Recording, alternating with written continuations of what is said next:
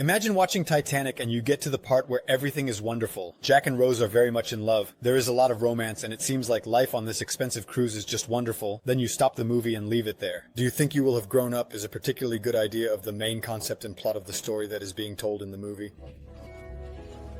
The answer is no, unfortunately. We often view the Bible similarly, like a cookbook, picking what appeals to us. Some parts are more pleasant, leading us back to the same passages. However, following the Bible fully offers a deeper understanding of Christianity. The faith gains significance when you reach the end. In this video, we will discuss the second coming of Jesus Christ and explore when it might happen. Could it be now, as you watch this video? What signs indicate its approach? The answers may surprise you. The Bible is not just stories, it's a library of 66 books written over 1,500 years by over 40 authors in different languages and continents. Consider this book more closely. Soon, you will Following everything through to the end, your understanding of Christianity will be fundamentally different than if you just pick and choose bits. The Christian faith gains much greater significance when you reach the end, and in this video, we will try to do just that. We will discuss the second coming of Jesus Christ. Most importantly, we will explore when Christ will come. Could events described in the last days happen now? What are the signs that this time is approaching? The Bible is not just stories, it's a collection of 66 books written over 1,500 years by more than 40 authors in 3 languages and on 3 continents. You should pay more attention to this book. You will find it interesting how many genres are inside, including historical figures, laws, parables, poetry, spiritual instructions, letters, and apocalyptic literature. These prophecies often carry mystery. Events described in the last days can occur, and there are signs to indicate if this time is near. The answers to these questions might surprise you. The Bible is not just a book of stories. It's a collection of 66 books written over 1,500 years by more than 40 authors from different backgrounds in 3 languages across 3 continents. If you start to think and pay attention to this book, you'll find it interesting how many genres it contains. There are historical figures and events, laws for ancient Israelites, parables, wise lessons, poetry, songs, spiritual instructions, letters, and apocalyptic literature. These prophecies often carry mystery. There are over 2,500 prophecies, and 2,000 or 80% have been fulfilled. They were about past events. Another 20% or 500 prophecies remain unfulfilled. These relate to Israel's future, the church, world politics, and the future based on our current timeline.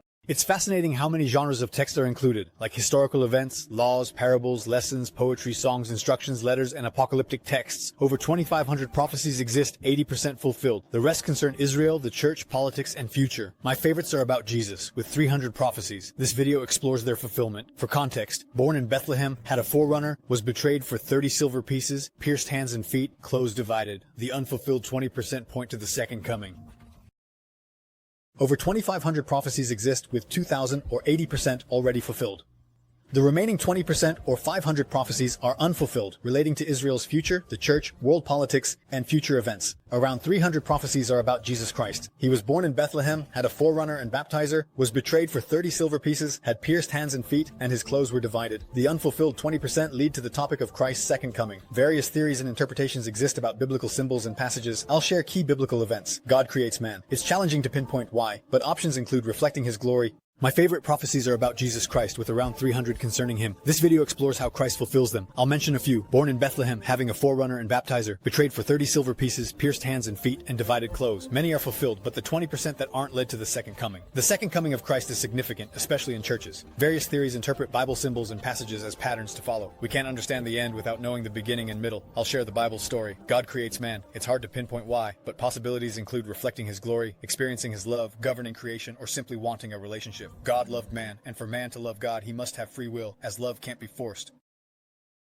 The second coming, the second arrival of Christ, means a lot to many people, especially among churches. We see all kinds of theories, interpretations of the symbols and passages we encounter in the Bible, which are left as a pattern for us to follow. As you can guess, we can't look at the end of a story without knowing a little more about its beginning and middle. So in the next few moments, I will share the story of everything that has happened in the Bible so far. The important things. God creates man. I must say, it's a bit difficult to pinpoint exactly why, but we have a few different options we can trace, for example, so that man can reflect his glory. To govern creation, or because he wants a relationship with man, God truly loved man, and for man to love God, he must have free will, as forced love isn't genuine. A person can choose to love God or not obey him, which happens in sin's temptations. A person ignores God's guidance on good and evil, making his own choices. God is holy and cannot tolerate sin. He separates from man, breaking their relationship. God establishes a law to help people avoid sin and connect with him. God, knowing no sin, requires punishment for sin. Why? A law without consequences is nothing, instead of punishing every sin with death, which isn't hard to do. Just as a person can choose to love God, they can also choose not to obey him, and that's exactly what happens in the temptations of sin. A person chooses not to listen to God about what is good and evil for them and makes their own choices. God is holy and has nothing to do with sin. He cannot tolerate sin like you can't pour water on fire and expect them to coexist. God separates man from himself, and the hearts of both parties are broken in their attempt to reconnect and restore their relationship. God establishes a law to help people avoid sin and relate to him. God requires that there be punishment, but why? What is a law without punishments and consequences? Nothing. Instead of punishing people with death for every sin they commit, he allows them to redeem their sin through animal sacrifice. And in this way, their hearts change. Man, being clever, soon starts to fulfill these laws and ordinances, but he does so with a cold heart, like slowing for a speed camera then speeding up. God did the unimaginable for humanity and deities, coming down in human form, born as a baby, living a normal life. Without sin at 30, he serves people, healing and freeing them from evil. When you're a corrupted person, he gives them the right through the sacrifice of an animal, something that costs a lot and is unpleasant and painful, to allow them to redeem, so to speak, their sin. And in this way, yes, a change happens in their hearts. However, this is something that works, but man, being a rather clever being, soon starts to fulfill these laws and ordinances. But he does so with a cold heart, which is very similar to slowing down when you're driving and approaching a speed camera, only to step on the gas again once you pass it, to the point where you can hear the metal roar. He did something that was unimaginable for all of humanity, for every deity that had been worshipped until then, and that was to come down to people himself in human form, to be born as a baby, to live a normal life. But without sin, when he turned 30, he began to serve people, healing them and freeing them from evil.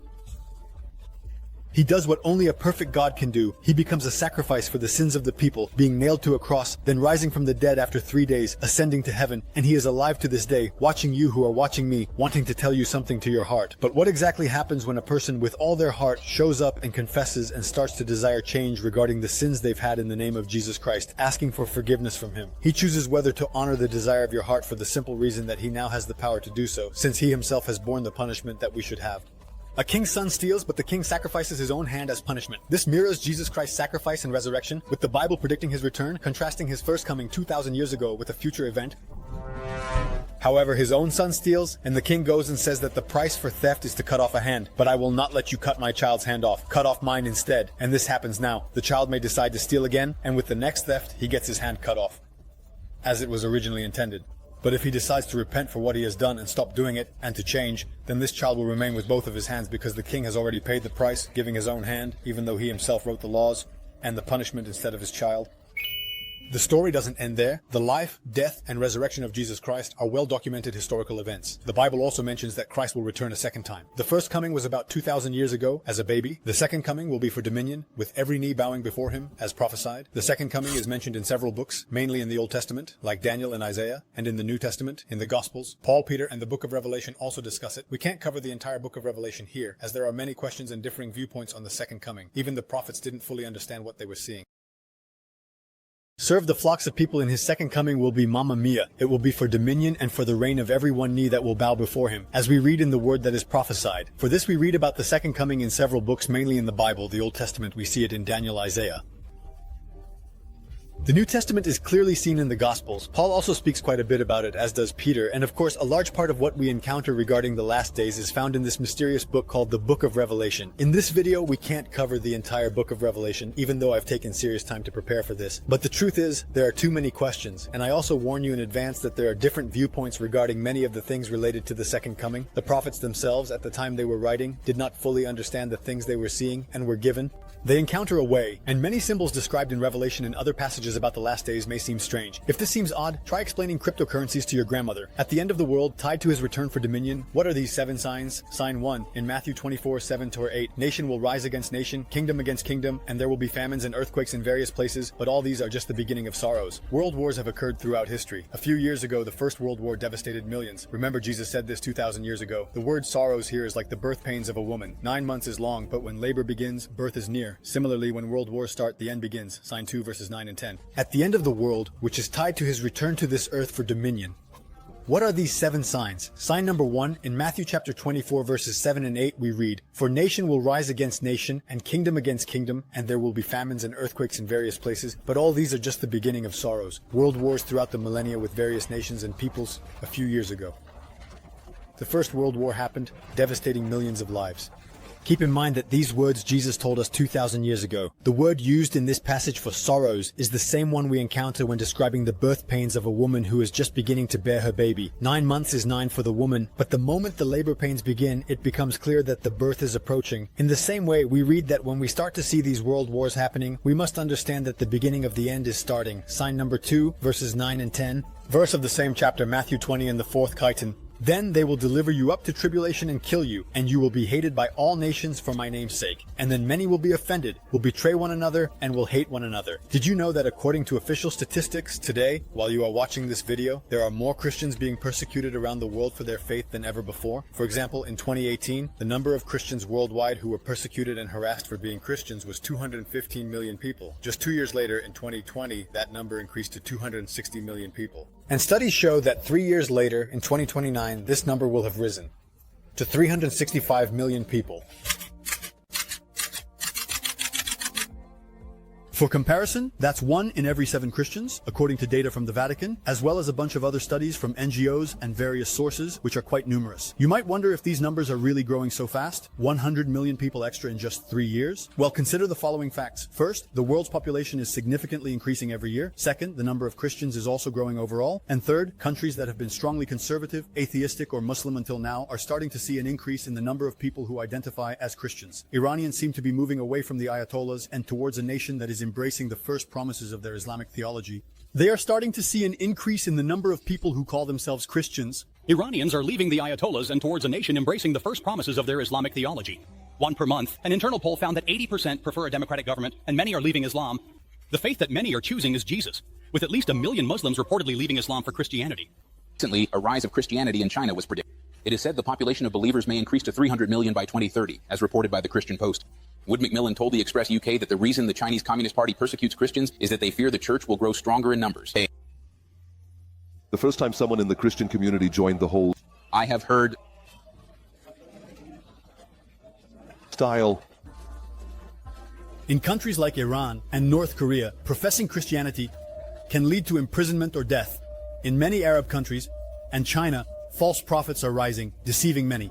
Public figures increasingly use social media to reach millions, but this also spreads misinformation. The internet's reach is unprecedented, bringing both good and bad. Those with smart ideas gain visibility, but so do those spreading falsehoods. This new reach involves theatrics and manipulation, convincing some that their words are divine, a claim only Jesus made. People should rely on their Bibles more than on preachers claiming to be God's mouthpiece. Regarding the next signs, believers should. In social networks, theoretically, one person living in a city of 1,000 can reach millions at once. Just because of the internet, there's nothing inherently wrong with that, but with the good, there's usually something not so good. The publicity that people who have something smart to say get also extends to those who say things that are untrue. Obviously, reaching millions of people is something very new and hasn't happened particularly effectively until now. Unfortunately, it often comes with theatrics, psychological tricks, big promises, and extremely fine manipulation of people's emotions. Some certain charismatic personalities can effortlessly persuade their devoted listeners that their word is equivalent, equal, and synonymous to that of God, something that no one in the world has dared to claim in any way except for Jesus Christ himself in history. People need to rely and trust much more on their holy Bibles than on the religious speakers, orators who speak to them and portray themselves as if they are something like the spokesperson or representative of God. You see, because he has not made it abundantly clear to everyone already. Regarding the next 4 signs, it's crucial to mention that believers have. There are 3 views on their sequence and chronology. Now we will see them. The 4th point relates to the 1,000-year reign or 1,000 years of peace on earth. This peace is so great that even animals that hunted each other will cuddle. There are 3 groups who understand the timeline differently. Regarding these 1,000 years, I try to pronounce their names, but it doesn't work out. One group believes in amillennialism, seeing the 1,000 years as an allegory for inner peace from Christ's death until his return. The second group believes in postmillennialism, seeing the 1,000 years as literal, starting when the church spreads the gospel, followed by Christ's coming. The third group, premillennialists, also see the reign as literal, believing after Christ returns there will be a final judgment and the old heaven and earth will be replaced with new ones for eternity. The first group supports what's called amillennialism. This group believes these 1,000 years are not literal but symbolize inner peace that began after Christ's death. The second group supports postmillennialism. They believe these 1,000 years are literally 1,000 years of peace and prosperity, beginning when the church spreads the gospel worldwide. Then comes the coming of Christ, and premillennialists believe the 1,000-year reign is literal. They believe that after Christ returns there will be a final judgment. After the old heaven and earth will be destroyed, it will be replaced by a new heaven and earth. This will last for eternity. I'll tell you which sign is number 5. Sign number 5 is different from the others because it happens gradually. And then comes the coming of Christ, and the third group of people are the so-called people who believe in pre-tribulation and premillennialism. They also believe that the 1,000-year reign is something that happens literally. However, after Christ returns, there will be a final judgment, after which the old heaven and the old earth will be destroyed. As we know, what we have now will be replaced with a new heaven and a new earth. This will last for eternity, quite a long time. I'll tell you which one you're wrong in. Sign number 5. Sign 5 is different from the others for the simple reason that they happen gradually. the camp of repeaters. Group 2 believes that, as we near Christ's second coming, the world improves. They cite developments like increased women's rights and widespread Christian charities. They think the world's progress signals Christ's return. However, the other two groups disagree, believing the world worsens as Christ's return nears. They argue that recent developments hide increasing evil, linked to signs 1, 2, and 3, indicating a decline. Sign 6 involves Satan, who Revelation 20 says will be imprisoned before the 1,000 years. Group 1 takes this literally. Group 2 sees it as the church's growth. Group 3 believes it follows Christ's return for his reign. Sign 7 concerns the Antichrist, often misunderstood as the opposite of Christ. Evil is growing worse, linked to signs 1, 2, 3 showing decline. Sign 6 involves Satan. Revelation 20 says Satan is imprisoned before 1,000 years. Group 1 takes this literally. Group 2 sees it with church growth. Group 3 after Christ's return. Sign 7 relates to something familiar. It's the Antichrist. Anti means instead of, not opposite. This is taken literally and directly. Group number 2 is of the belief that this will happen with the growth of the church and its work, and group number 3 is of the belief that this will occur after Christ returns for his 1,000-year reign. But sign number 7 is especially interesting because it relates to something you may have very well heard of. It is the Antichrist. The prefix anti is often associated with the contrary, but the Antichrist does not mean the contrary of Christ. The word anti means instead of, and anti means instead of. In fact, when we look at the Antichrist, we understand it as someone who comes instead of Christ, who will present himself as God. Group 1 and 2 believe that it is the embodiment of a spiritual being, a spirit that wants to deceive the nations. Group 3 believes that it is a real person who will bring 7 years of suffering to the earth before the coming of Christ. Something called the rapture of the Church of Believers. Which group do I belong to? My personal belief is that the Bible is God-inspired and should be taken literally. Obviously, there are exceptions in not a few places where it is clear that it speaks of metaphor, allegory, comparison, and so on. Therefore, I want to pay a little more attention to the Antichrist. Imagine this figure as a person who is supposed to be as much like God as possible, a ruler, which we read will shock the world. For the first time, the Antichrist is mentioned in the Bible. The prophet Daniel in this vision sees a beast, which is said to consume the earth. This beast has 10 horns, and from these horns another small horn grows, which begins to rise, and thus the initial 3 horns of these 10 are uprooted to make way for it. This horn had eyes like a human and a mouth that spoke all kinds of arrogant words. It is said that this world represents only what will conquer the entire world. The 10 horns symbolize 10 kings who will rule, but the little horn represents a man, the Antichrist, who will rise to conquer 3 of the councils and subsequently take control of the whole. This is a big move that we see as globalization becomes more widespread, preparing an ideal stage for the Antichrist and his appearance. 3 economists. Politics. Go. But all of this is far from being as shocking as the next move that the Antichrist makes. We learn from Daniel that after the Antichrist secures his place as a world ruler, he makes a peace treaty with Israel for 1 week. However, this word week does not literally mean 7 days. It symbolizes 7 years. And that's quite astonishing, considering how many politicians have tried to bring peace to the Middle East, and so far have not been particularly successful. Have you seen it yet? September 15, 2020 was a historic peace day. The products are in stock. Yes, binding.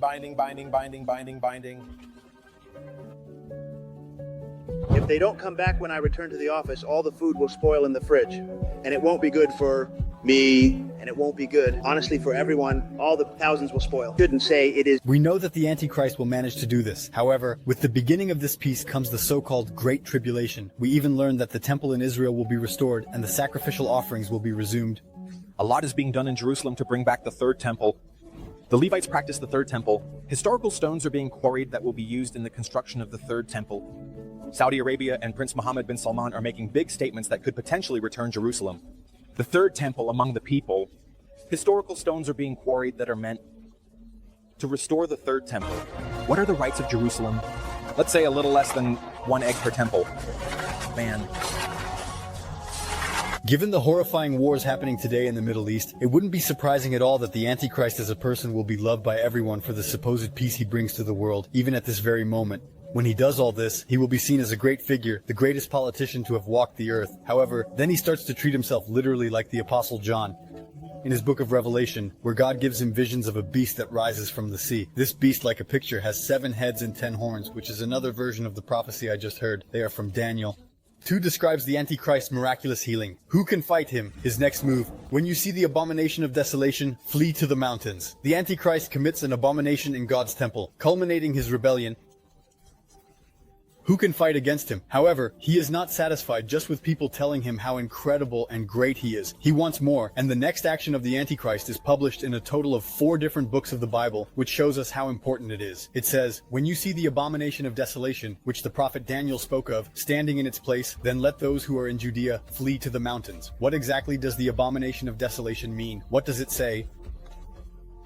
In his book, he will confirm a covenant with many for 1 week. We already understood that 1 week refers to 7 years, but in the middle of the week he will put an end to sacrifices and offerings, which means that in the middle of these 7 years, the Antichrist will break the covenant he has and will stop the sacrifices. The abominations in the temple, we read, will come riding on the wings of abominations, and wrath will come upon those who have been spoken of until the appointed time, meaning the Antichrist will commit an abomination in God's temple. This act should be the culmination of his rebellion against God. Every honor will compel people to worship, which otherwise belonged only to the Lord, and if you've wondered, it's been right up there in the middle of nowhere since about 70 AD. This temple was destroyed twice between. You don't mean that Israel as a nation didn't exist very long ago, but look at what's been going on in the news lately. So what exactly is this abomination that's been going on? And 2 Thessalonians gives us the clear picture, I read. The Antichrist, the clear picture, I read. He opposes and exalts himself above all that is called God or that is worshipped, so he sits as God in the temple of God and presents himself as God. At this moment, according to the group number we just mentioned, comes the so-called rapture of God's church, because after this event, a great tribulation comes upon the earth. The Antichrist gets the next 3.5 years to pursue everyone who refuses to worship him, and that's why there follow 4 events that are significantly shocking compared to the other things that this self-proclaimed one does.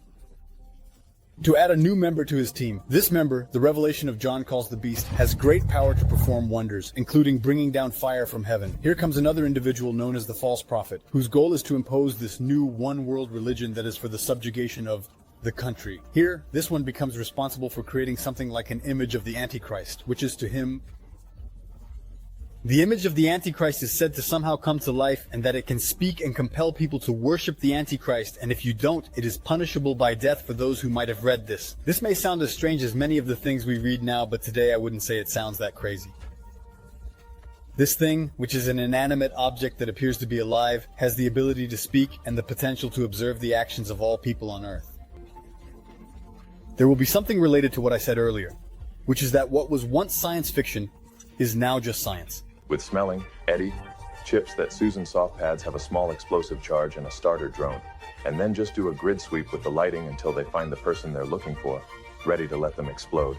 You can do that now. No extra new technologies needed right now. After taking control of a unified government, he indeed proclaims himself to start a new world religion, something we know he does, aiming to strike at all economic levels. In Revelation chapter 13 verse 16, we read that he forced all, both small and great, rich and poor, free and slave, to receive a mark on their right hand or on their foreheads, so that no one could buy or sell except those who had the mark, the name of the beast, or the number of his name. You can't buy, you can't sell, so you can't work. You can't go anywhere, you can't pay for fuel, you can't eat.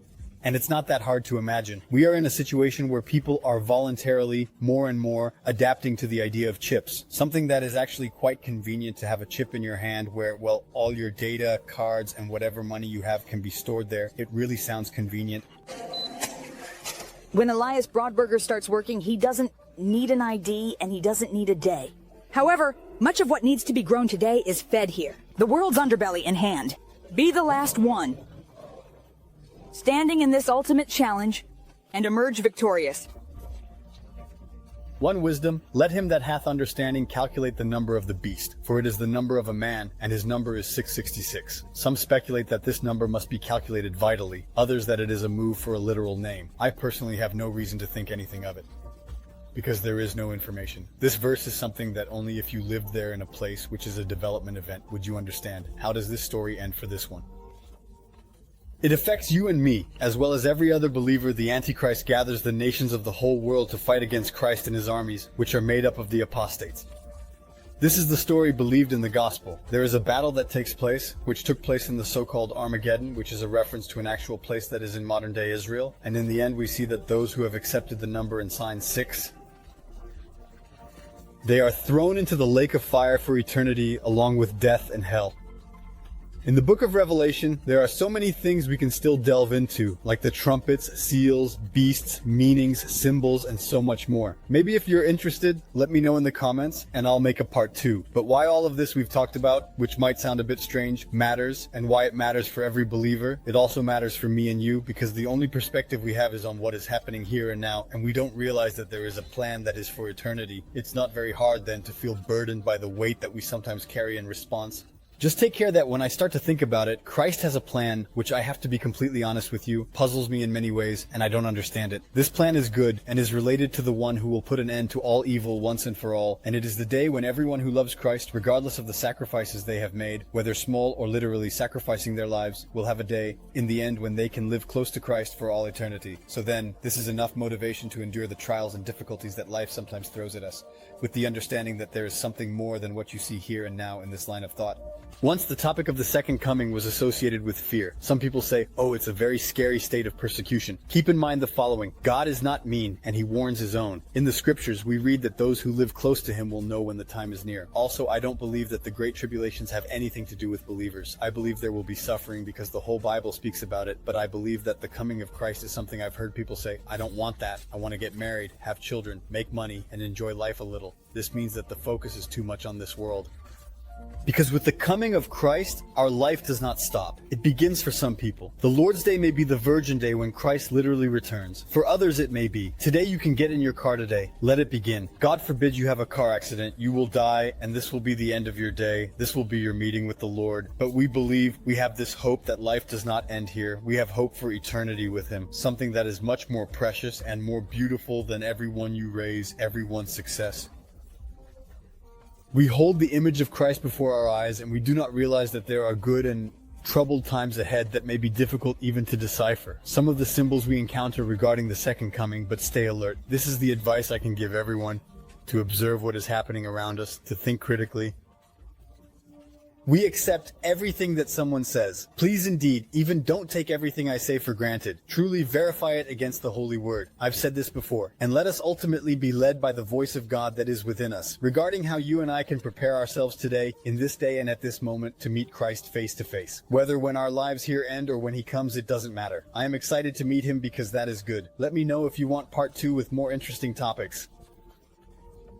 An important topic, but don't forget the essence and what is important. The time is coming, and now is the gracious time. As it says in the Word, to evangelize, to share about him, and to draw closer to the Christ-like character to which we are all called in perfection. If you like this video and want to support what I do, you can share it with friends, check the description of the video, and most importantly, pray for me and my family and for what I do, and I will see you soon as things start to unfold.